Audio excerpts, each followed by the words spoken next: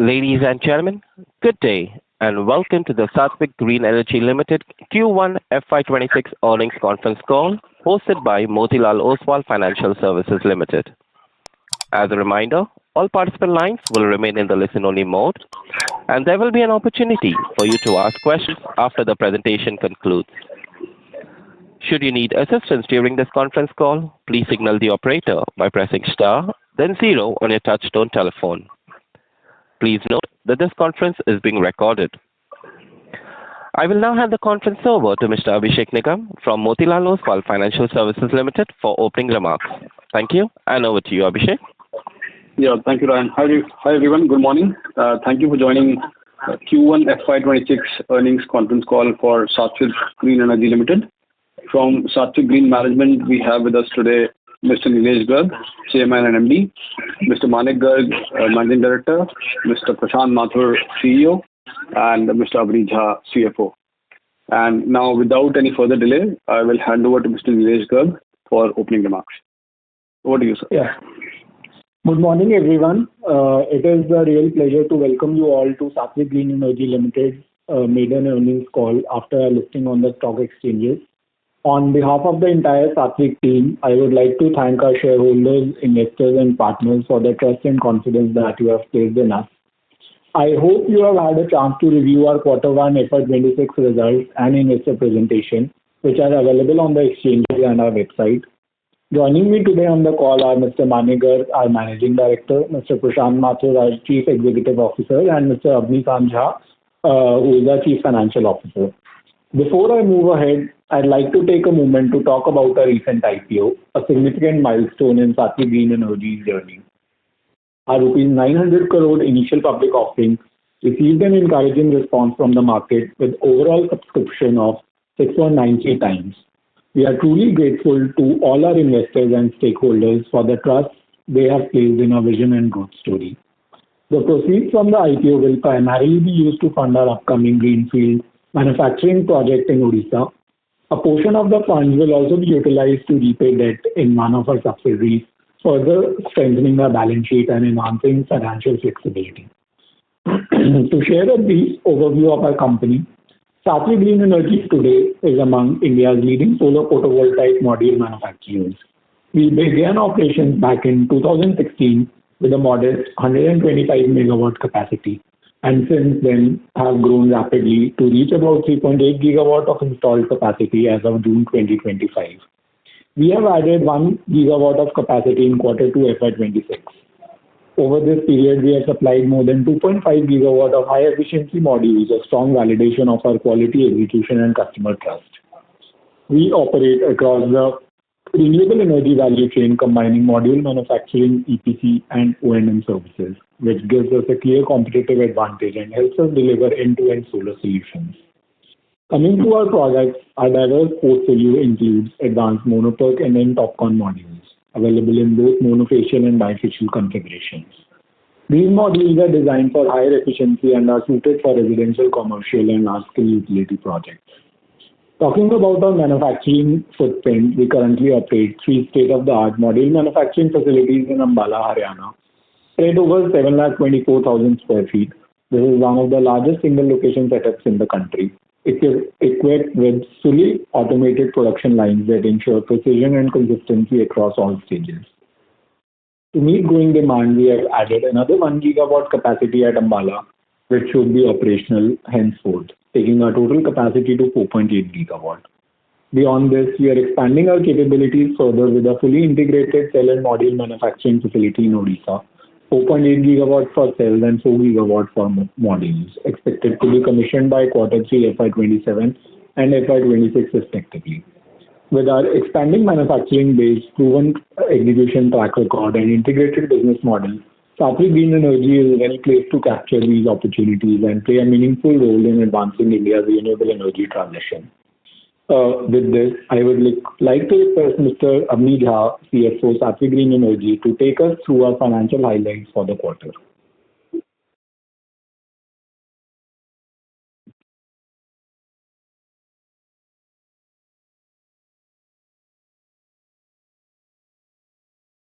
Nilesh ji. and good morning, everyone. I hope you are able to hear my voice. I'll take you through the key financial highlights for the quarter ended June 30 to FY25, our first set of results as a listed company. Saatvik Green delivered a strong performance during the quarter with growth across revenue, profitability, and return ratios. Some of the numbers which I would like to mention here is revenue from operation is stood at 916 crores approximately, registering a 272% year-on-year growth. EBITDA came in INR 181 crores, up 346% year-on-year, translating into an EBITDA margin of 19.8% compared to 16.5% in Q1 FY25. Profit after tax increased sharply to INR 119 crores, a 459% growth year-on-year, with PAT margin improving to 13% versus 8.6% in Q1 FY25. During the quarter, we had high capacity utilization of 81.47% and a strong production of 685 megawatts. On the balance sheet front, return on equity stood at 26% and return on capital employed at 24% non-annualized, indicating efficient capital utilization. Debt equity ratio we have improved to 1.28% from 1.36% in FY25. Now I would like to hand over the call to Mr. Prashant Mathur, the CEO. Sorry. So now I would like to hand over the call to Mr. Nilesh Garg for his remarks. Thank you, Nilesh.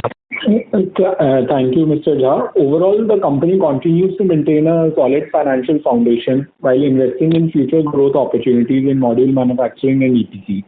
We aim to further enhance our brand positioning by embedding sustainability and operational excellence at the core of our business strategy. Thank you. And we can now open the floor for questions. The management team and I will be happy to address any questions that you may have. Thank you. Ladies and gentlemen, we will now begin the question and answer session. Anyone who wishes to ask a question may press star and one on their touch-tone telephone. If you wish to remove yourself from the question queue, you may press star and two. Participants are requested to use their handsets while asking a question. Ladies and gentlemen, we will wait for a moment while the question queue assembles.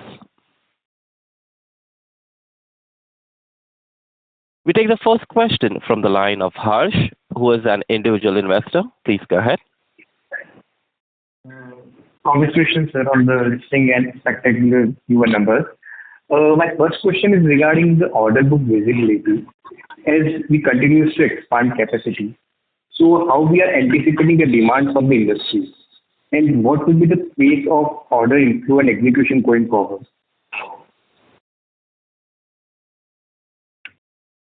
I will request Mr. Prashant Mathur, the CEO of the company, to respond on this. Thank you, Mr. Jha, and thank you for the question. So, our order book as on June 30th stands at over 4 gigawatt, and the order book generally comprises of a medium and long-term orders.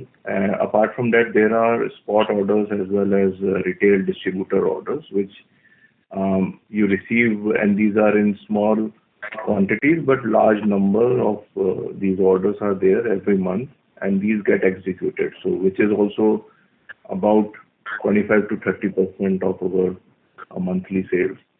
So that is not there in the order book. But since our capacity was 3.8 gigawatt, we are adding one more gigawatt because of high demand, and that is the reason why we have the order book today is over 4 gigawatt. As we are adding more capacities, we will be adding more orders. But normally these orders are on a running basis of 9 to 12 months supplies. So every month these orders also get executed and new orders are booked based on how much capacities are available to sell. Okay. So we have a fantastic visibility going forward. Okay. And my second question was, sir, could you please share some growth outlook and margin outlook in targeting in FY26 and FY27 ahead? So if you see the last 2 years consistently, we have logged EBITDA of over 15%. Last year was over 16.5%. And this year, first quarter, the EBITDA has been EBITDA is 19.8% in the first quarter. Going forward, it's difficult to really give a number of what EBITDA margin will, but we feel that it will be a decent numbers, quite similar to what we have seen in the past. That is the kind of visibility we can give. Okay. Like we can sustain the EBITDA margin which we have in Q1 FY26, right? Is my understanding correct? No comments on that. Okay. Thank you. Thank you. Thank you. We take the next question from the line of Surinder Singh, who is an individual investor. Please go ahead. Good morning and congratulations on this excellent results. My question is that do you have any revenue guidance for FY26? Thank you, Mr. Singh, for the question.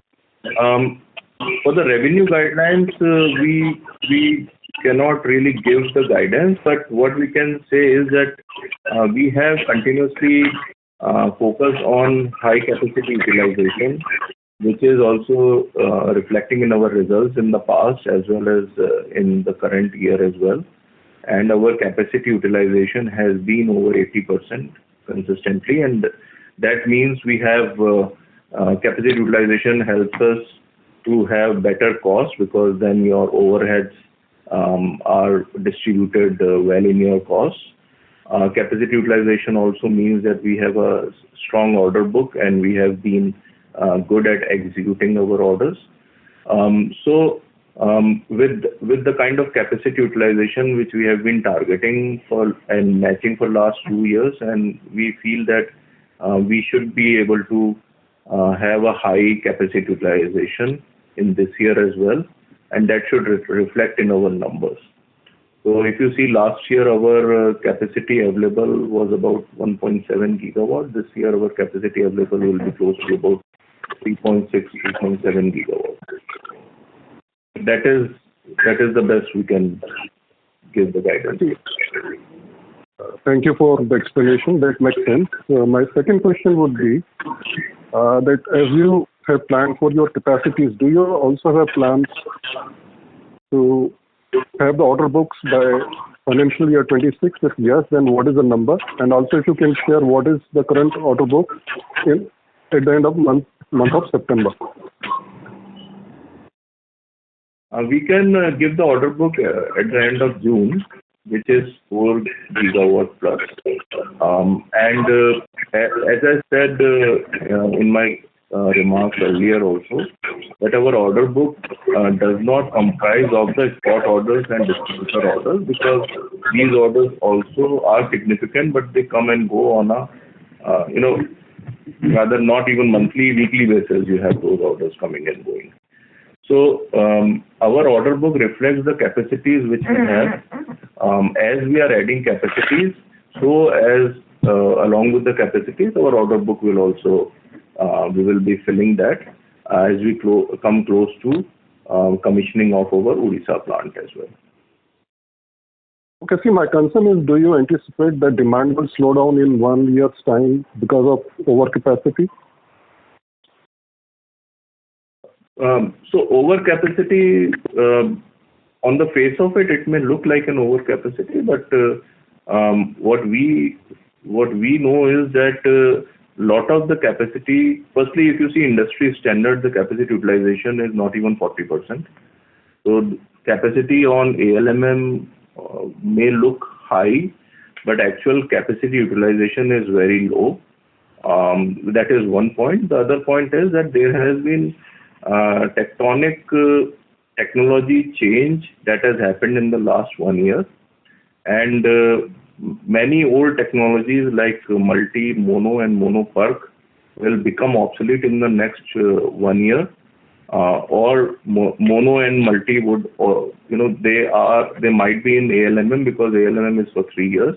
They may become obsolete, or they are already obsolete, but they are visible there. So considering that lot of old technologies will become offline, we don't see a major, we don't see overcapacity kind of situation in the coming at least few years. Along with that, the green hydrogen and green ammonia play will also start, because their execution timeline was 3 years, and already 1 year and so has passed. So their commissioning timelines are also getting closer. So we feel that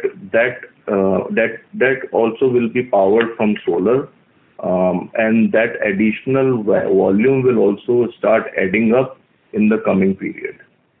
So we feel that the demand should keep rising, and because you have alternate demand also adding up to the already prevalent demand, and along with that, battery storage is also adding up to that demand. So all that is adding, the backward demand is ultimately coming to solar only. I think thank you very much. Very comprehensive answers.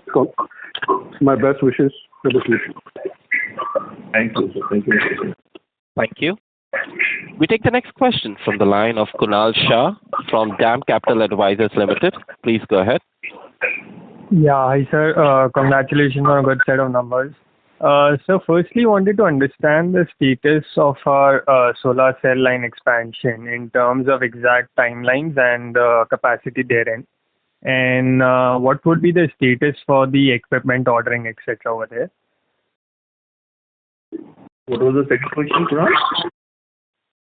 Sorry? Status for equipment ordering. Okay.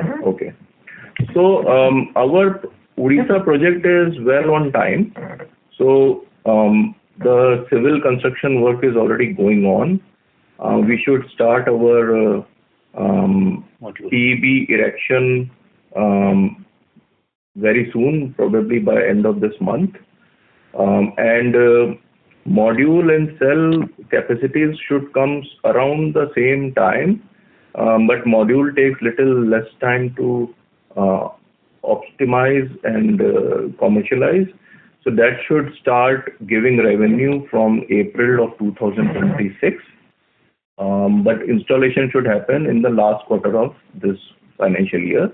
But it takes 3-4 months to really stabilize and get this fully commercialized.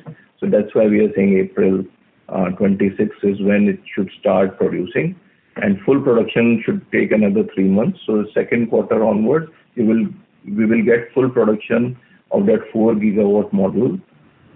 Along with this, cell capacities are also coming, but cell takes little more time to optimize, because this is more complex process, and gases and chemicals and lot of efficiencies are a big, and that stabilization takes little more time. So we are targeting end of second quarter for our 2.4 gigawatt cell. The equipment ordering has already been done, and we are well on track on that. Understood. So just to clarify, are you saying that the cell line would be stabilized by the end of the second quarter, or would be commissioned by the end of the second quarter? Stabilized by the end of second quarter. Understood. So, sir, any guidance on the utilization then for the second half of F27, basically from a cell production perspective? So, out of this 2.4 gigawatt, we feel that for the entire year, 1 gigawatt will be available, because the second half of the year only we will be able to get the revenue out of it. And cell is a continuous process, so around 800 megawatt to 1 gigawatt is the kind of output we are expecting for the financial year. Understood. So this is very helpful. So secondly, wanted to understand the thought process of the promoters on sideways integration, let's say in terms of entering into manufacturing of inverters or BESS. So like how, from a 3 or 5 year perspective, how should one expect this company to evolve, from a longer term perspective? That would be helpful. So what we are building is, we are building a integrated renewable energy manufacturing as well as a service providing company. So we are backward integrating into cell manufacturing. We also have plans to get into wafer and ingot value chain. So entire value chain from ingot to module is what we are targeting. We are already doing EPC. We are doing solar pumps. Solar pumps also, last year we have incubated it, and we did about 100 pumps last year. This year we should do about 4,000 to 5,000 pumps. So the kind of growth which will we see from less than 2 crore revenue last year to about 50 crore revenue this year, and that is also a division which has a potential of becoming a separate business unit. So that is also happening. We are also getting into ancillaries.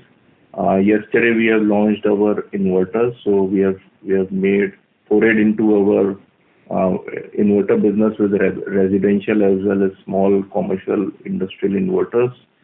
So, and also ancillaries, as I said, we are looking at getting into encapsulant manufacturing and also into other. So all in all, we are building. We are also doing BESS projects, and ultimately the target is to get into battery storage products also. So all in all, we are building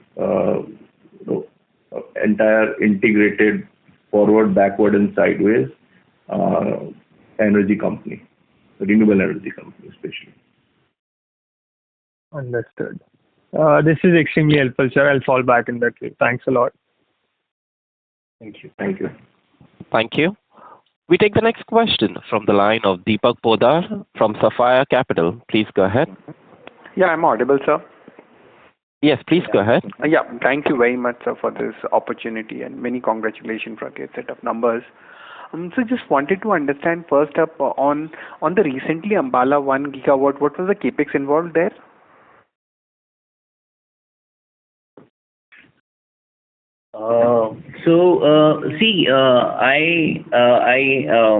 I'm the CFO of the company, so what I can tell you is that the average cost of commissioning a gigawatt plant in module will cost around 75 to 100 crores of rupees, depending on the land cost. That much I can tell you. I would be so our capital expenditure will also be in the range. Okay, so 1 gigawatt would be around 75 to 100 crores. So what about the Orissa one? I mean, we have got their module as well as cell, right? So what's the total capex involved there? So we are investing about 1,850 crores, which includes 4 gigawatt of module and 2.4 gigawatt of cell. So our objective, as we have put in our various offer documents to the regulators, that we will be building 4.8 gigawatt of cell capacity. The first phase will have 2.4 gigawatt, and another phase we will have another 2.4 gigawatt. So for the first phase of 4 gigawatt of module and 2.4 gigawatt of cell, the total capex is 1,850 crores.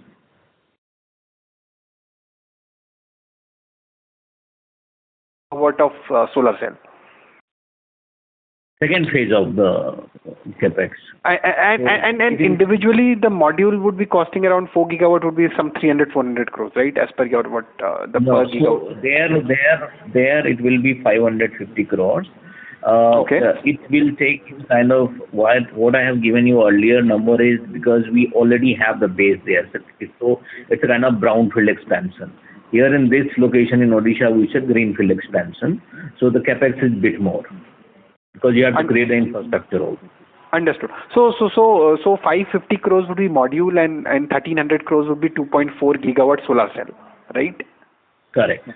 Okay. That's pretty clear. And in terms of realization, I mean, I was reading your press release, so you mentioned that the module prices has bottomed out and it kind of you expect it to stabilize going forward. So what sort of realization we are seeing right now per megawatt? The realization per megawatt is around 2 rupees. 2 rupees per watt peak. Mm-hmm. Yeah. So per megawatt, if you can share, that would be very helpful. Per megawatt will be 2 lakh. Okay. Per megawatt would be 2 lakh. 20 lakh. 20 lakh. 20 lakh. For solar panels. I think the realization in terms of revenue would be about 1.5 crore rupees, 1.4 to 1.5 crore rupees per megawatt.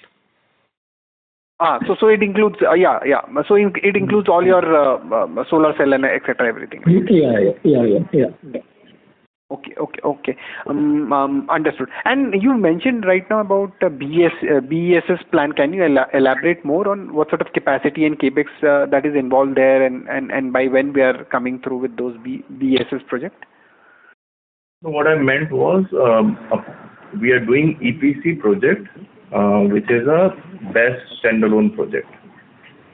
So we have taken a project in Bihar. And we are also bidding for other EPC projects. We have plans to get into manufacturing also for batteries, but that is still on the whiteboard stage, so we don't have a number to give on that. Okay. So that is on whiteboard. Okay, I got it. And just final couple of things from my side. Now this solar cell capacity will be, everything will be internally utilized? I mean, would that be a fair understanding? Because you will have 8.8 gigawatt of module capacity, right? Yes, that would depend on the market dynamics, depending on where we get the best value and the best demand. But in a hypothetical situation, obviously this will be internally digested, but it would depend on what kind of orders we are booked with, and we can sell also some of the cells depending on the market situation. Okay. And what sort of margin benefit it can bring? I mean, what sort of differential it would have versus, I mean, externally sourcing versus internally manufacturing? So domestic cell tenders and demand is totally different, where the prices also are very different, and that is so what we are expecting additional for that kind of capacity, additional 4 to 5% EBITDA would come for the cell part. 4 to 5% EBITDA benefit will come because of cell manufacturing at the company level, right? Yes. Okay. That's very helpful, sir. I mean, that would be it from my side. All the very best to you. Thank you. Thank you. Thank you. We take the next question from the line of Karthik Sharma from Anand Rathi Financial Services Limited. Please go ahead. Yeah, I just wanted to understand whether the CUFs differ from a brownfield project and from a greenfield project. No, the CUF does not really differ, but what happens is, like our brownfield project, what we had additional space available in our shed, and we were able to quickly up and run the additional module capacity.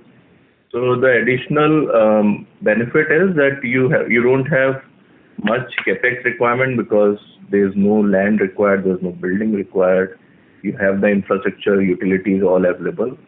And it is faster also because you can start commercialize production from it in maybe in 2 months, and then you to kind of optimize it, and in a total 5 to 6 months, you can run it at full, at least 80% capacity. In a greenfield project, in a brownfield project. In a greenfield project, you have land, you have to do all the approvals, you have utilities, you have to have the civil work, you have foundation, shed, everything, and then it's a longer gestation cycle. But everything brownfield is at one point of time greenfield. So that's the difference. Got it. And so one more last question from my side. When you say you had plans for ingot wafer till module, so an entire integrated facility, so are there any capacities that you are focusing for the ingot wafer, and where that might be? So it's also under consideration right now. So there are two directions which we are thinking of. One is setting up backward integration of the ingot wafer matching our cell capacities in Odisha. And additionally, we have taken land in Madhya Pradesh also. There is a solar manufacturing park which is being built in Narmadapuram near Bhopal, where we have initially have got 51-acre land, but we are trying to increase it to at least 200 acres. 300 acres is what we've asked, but even if we get 200 acres, we will be able to build a 8 gigawatt of integrated ingot wafer cell module kind of a facility there. Got it, sir. Thank you so much. Thank you. The next question comes from the line of Sarang Koglekar from Vimana Capital Management. Please go ahead. Hi, can you hear me? Yeah. Can you please repeat your name if you can? My name is Sarang Koglekar. Sarang. Yeah. Yes,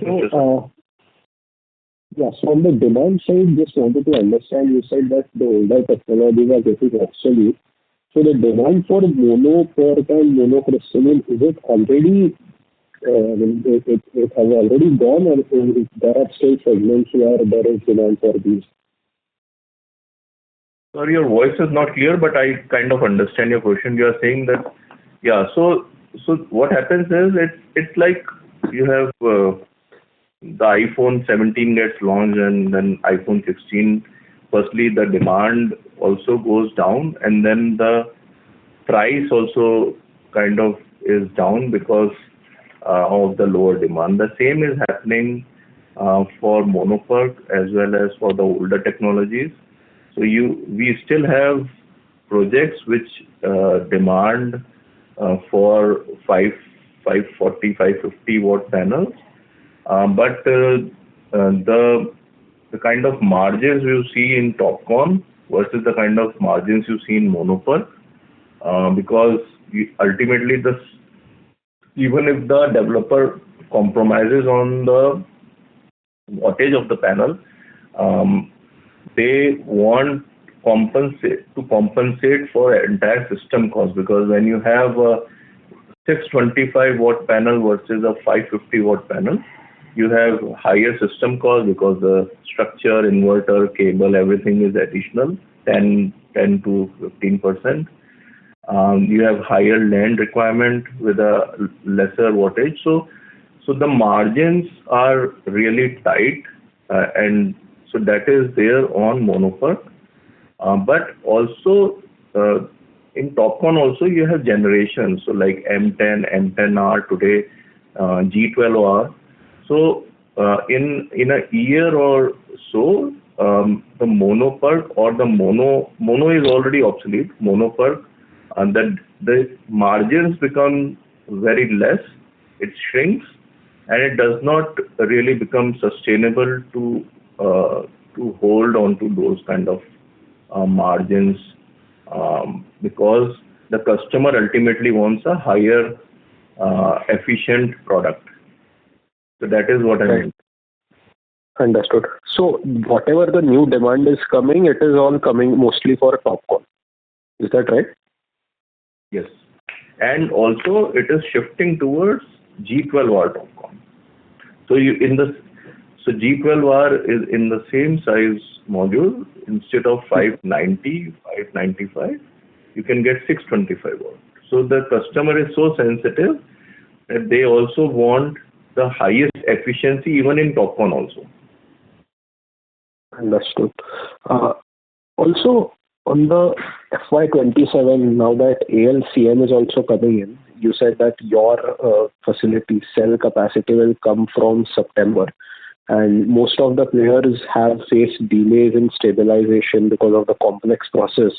So if there is maybe a 1 or 2 month delay, let's say it goes to November, so is it the case that you lose the business between June and October, those 4 or 5 months, because there is a very limited cell capacity? So ALMM was expected to come in 2019. Eventually it came in 2024 because the government has to do a balancing act of not sacrificing the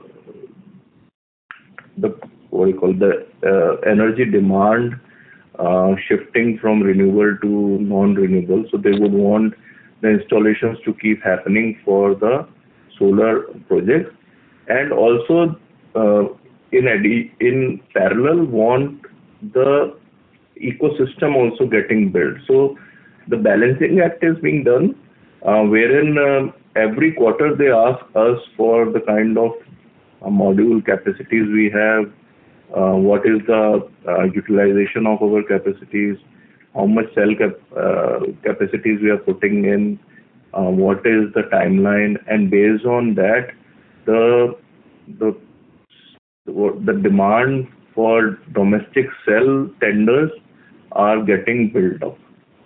So the government has shown a commitment to create the entire manufacturing ecosystem in India by way of ALCM, but there are not enough cell capacities which have really got commissioned because there was a technology change also happening from monofug to TOPCon. So now, like us, others are also setting up cell manufacturing, so until there is a 40-50 gigawatt type of cell up and running, it is difficult to do the entire shift towards domestic cell. So we feel that there will be some extension into those timelines. Apart from that, it takes about 18 to 20, rather 30 months to commission a project from awarding till the end. So even if the demand starts from 2026, it takes about 2 years to commission, and then there are about 70 to 100 gigawatt of pent-up demand also that is tendered and it's going to get installed in the coming period. So there is enough demand to continue and shift towards domestic cell. That will happen somewhere around 2027-28. The other thing is also wafer ingot. So government has also given a draft policy. So they have shown their interest to get wafer ingot manufacturing also built. The initial draft says 2028, so that people like us can also plan further backward integrating into ingot and wafer. So that is how we see the situation. Understood. And so my last question is on the capacity, the ALMM capacity. When you see it's more than 100 gigawatt. So do you have any estimate of how much of that is TOPCon?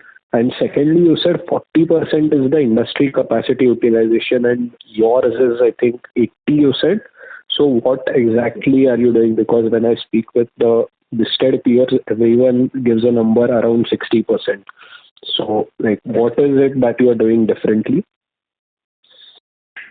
So industry capacity utilization is low because there are some players who are, because ALMM is a 3-year, so you list in ALMM and then you are there for 3 years. So not every manufacturer is similar. So a manufacturer may have issues with cash flow, order booking, they may be running only last quarter of the year, they may not be focused. So there are various, they don't have the bank limits available, they don't have the team available, they might not be industry focused. And there could be many factors why a manufacturer may not be utilizing their capacities fully. But overall average, if you see, somebody would be at 0% also, some might be at 10%, then you would have people like us at 80%. Now, comparing us with the others who have 60%, the way we are doing it differently is, firstly, we consider ourselves as a sales-driven organization. We ensure that our order book is always full and we have our set of customers in every different segment, be it utilities, C&I, retail, you have open access, pumps. So we have our foothold. We are also doing EPC. We are doing our own pumps also. So kind of it cushions also if there is a demand up and down in a year, in a month. So we have been focused on our diversification in terms of our customer base, be it regional, be it in segment wise, and that gives us on the demand side. On the supply side, we have, since we have a strong purchasing power now, so we have better supplier base, we have good working capital limits. So we have executed for last 10 years, we have been in business, so we have a good kind of performance credentials also in the market. That is what differentiates us, because ultimately if you are at 50-60% versus the 85% capacity utilization, your overhead, automatically your overhead is 10 to 20% higher if you are at a lower capacity utilization. So that is what differentiates us. Right. And so on the TOPCon capacity, how much is that of the ALMM, total ALMM? Yeah, so ALMM does not clearly mention, but our estimate is that currently the TOPCon, the mono PERC or the lower efficiency would be about 35 gigawatt in that. Also, there are some equipments who would have upgraded from mono PERC to TOPCon with a 10 bus bar or a 16 bus bar type of kind of stringer capacities. That might be visible in TOPCon, but they might be lower efficient, or they may also, once a 10 bus bar cells also stop. So that might, so my estimate is around 40 gigawatt would be obsolete technology very soon. Understood. Thanks for the clarifications. I'll fall back in the queue. Thank you.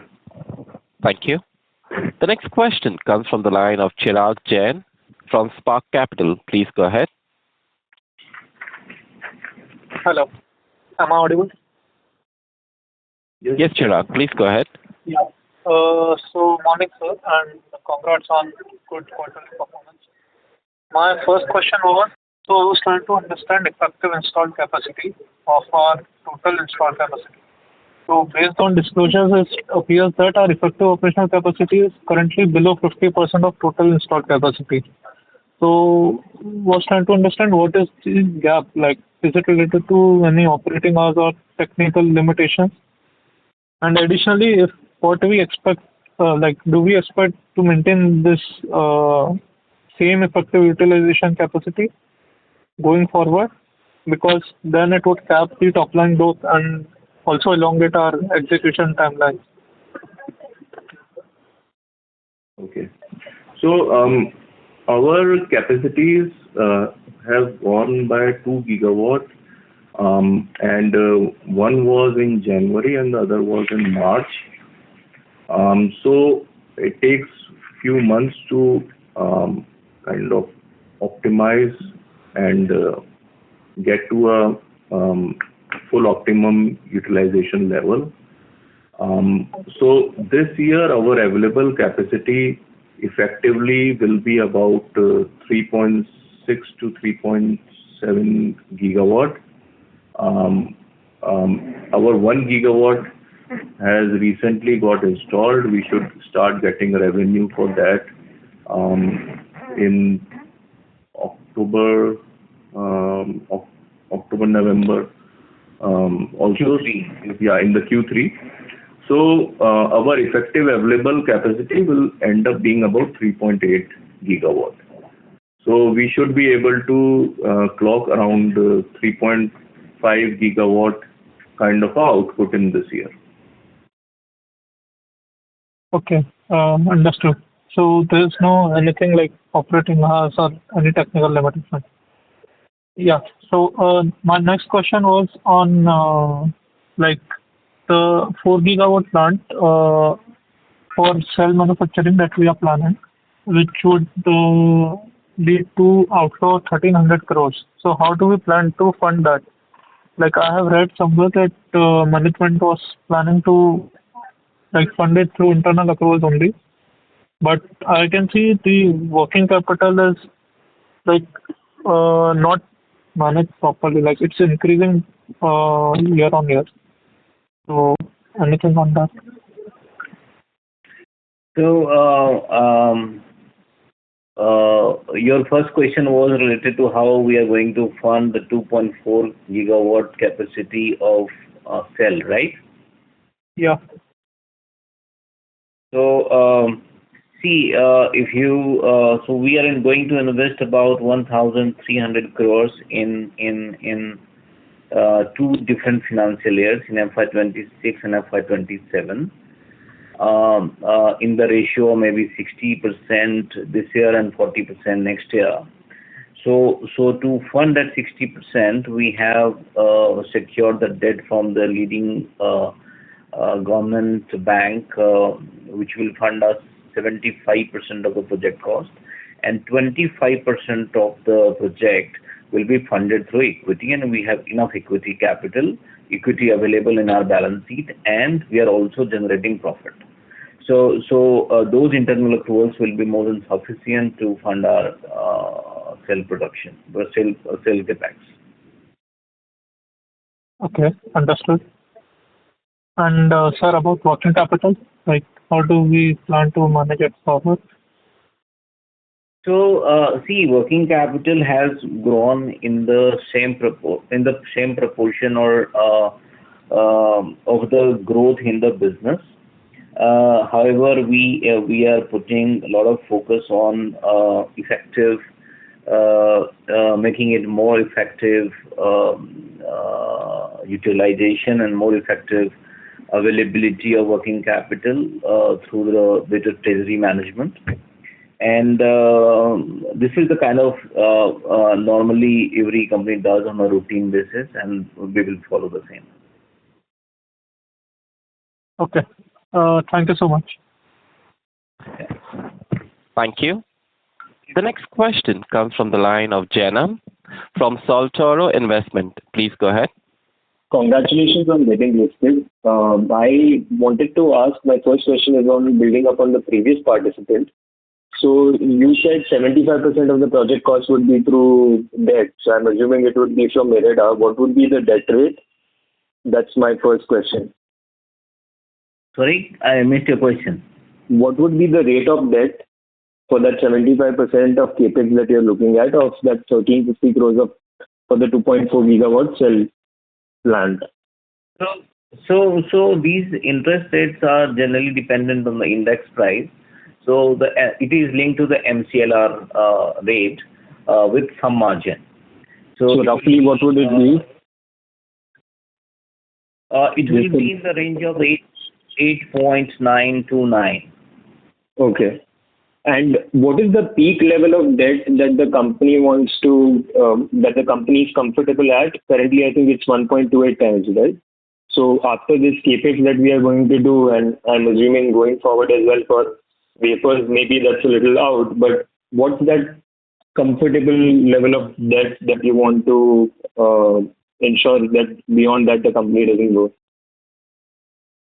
No, so we will maintain the debt equity ratio in our current level only. So it will be about, even including the debt we are going to take on the capex, we will maintain the debt equity ratio between 1.2 to 1.3. Okay.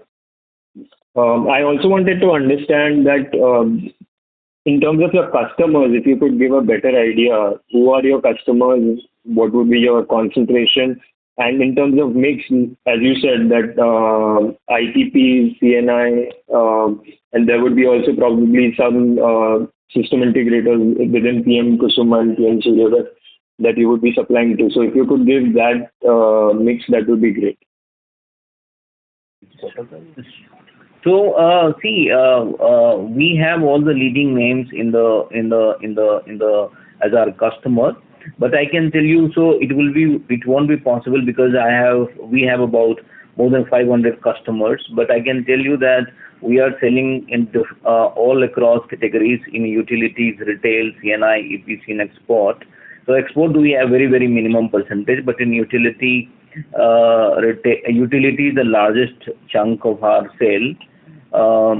And so what would that be roughly when you mean largest? Would it be 70%? Would it be 40%? Will be in the current quarter. It will be 80% to be precise.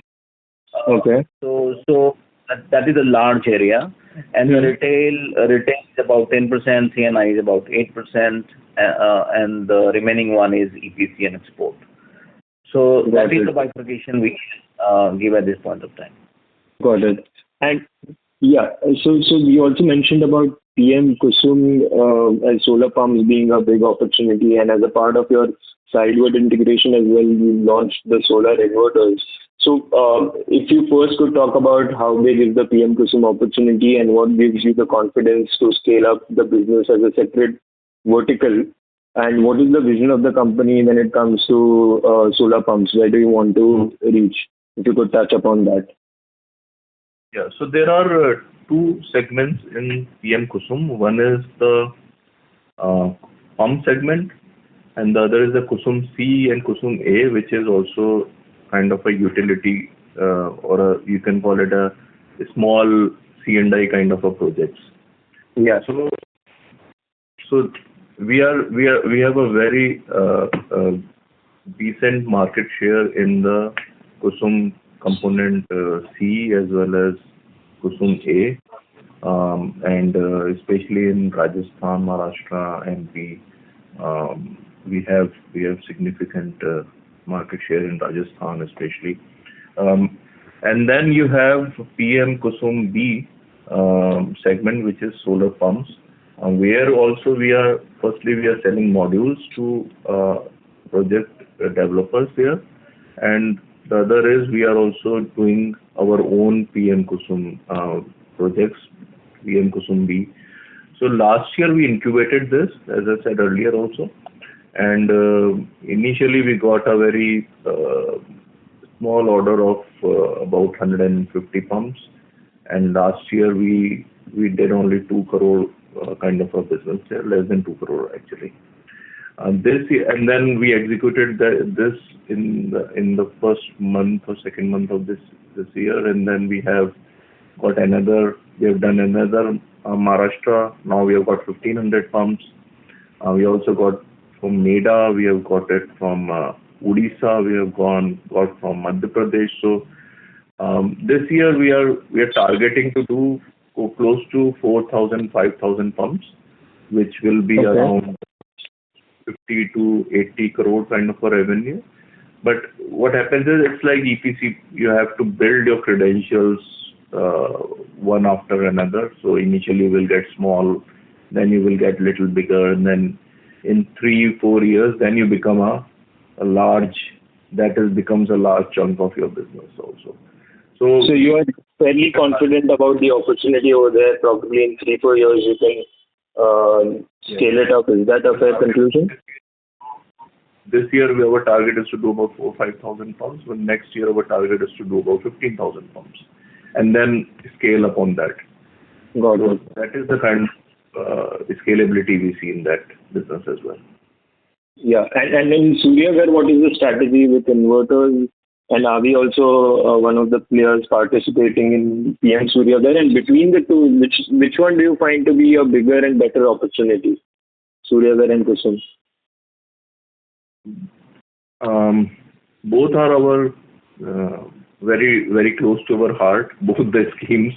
So I can't say one of, but the potential which we see, I think PM Kusum potential is already understood and is being done.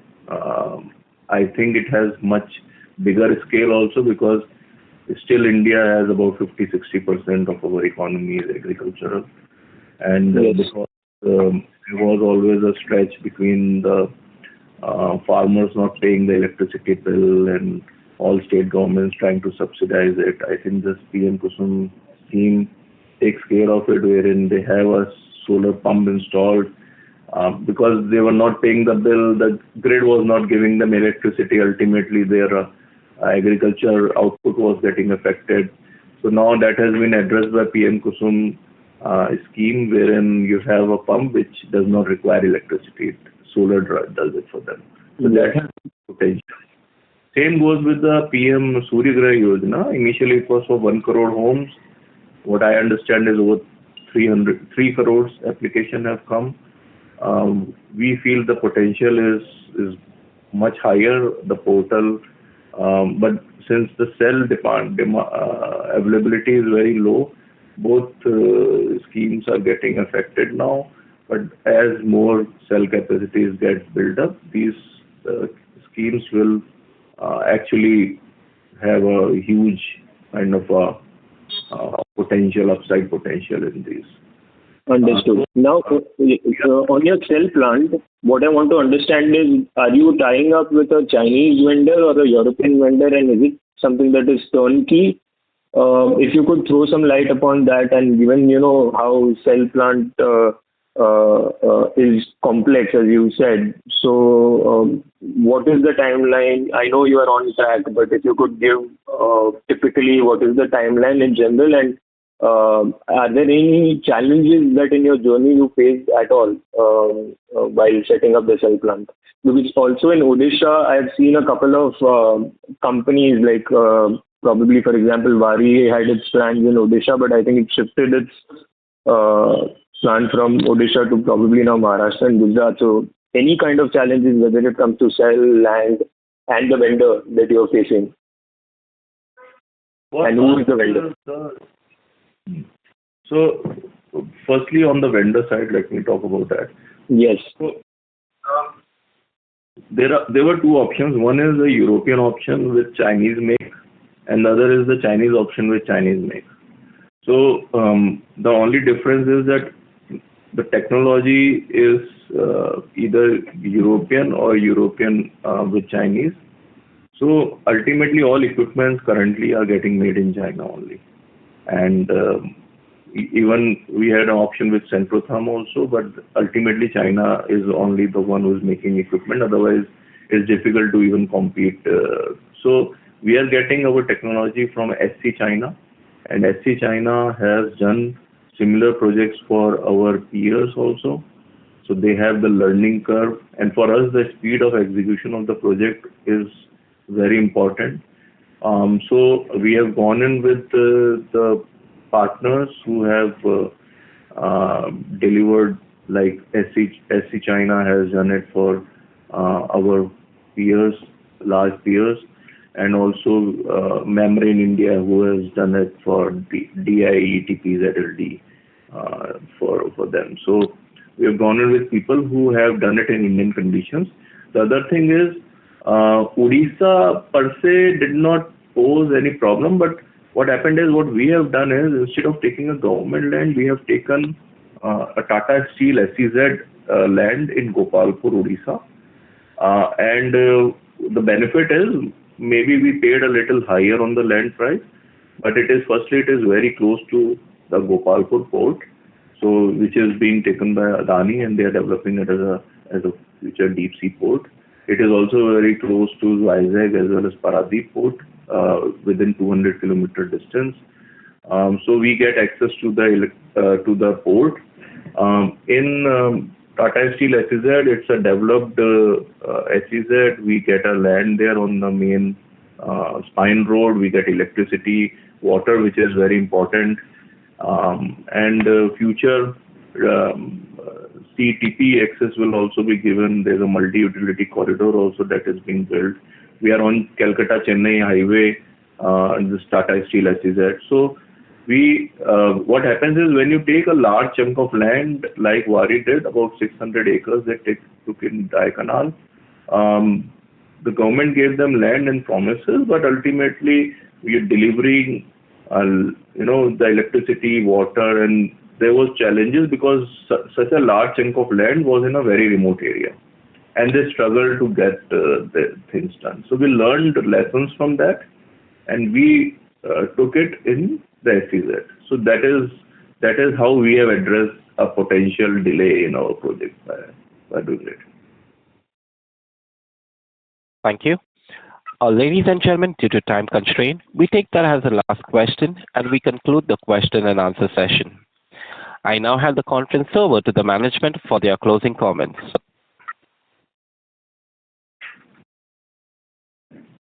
Yeah, so I would request Mr. Prashant Mathur, CEO, to give the closing remarks. Thank you, sir. Thank you, Vaniji, and thank you, everyone. Q1 FY26 has been a very strong year, strong start for the year, reflecting Saatvik's continued momentum in scaling operations and strengthening our profitability. Our focus remains on expanding capacity, driving operational excellence, and deepening our presence. We see sustained demand for high-efficiency solar modules, supported by India's clean energy goals and global transition to renewables. With our integrated model and committed team, we are confident of delivering consistent growth and value to all our stakeholders.